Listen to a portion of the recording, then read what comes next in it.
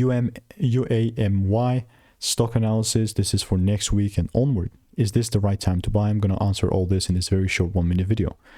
Having done more videos than anyone else in the space and more proof, I mean, I have done well over 39,000 videos, you know, and all I'm looking to do is still, I want to milk this thing up.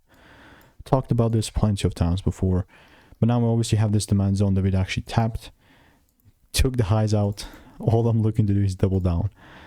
Right, so higher time frame wise, that's going to be the confirmation, but lower time frame. Seems like it's about to clear these lows out, which is sick, but without it pulling down quite lower and then giving me any sort of shift, then why the heck would I look to buy? I just won't. So I'll keep an eye on UAMY, but buying randomly is not going to happen. And if you want to make more money trading in a simple, lean way, then just click the first link in the description. That's our free newsletter. Goodbye and enjoy.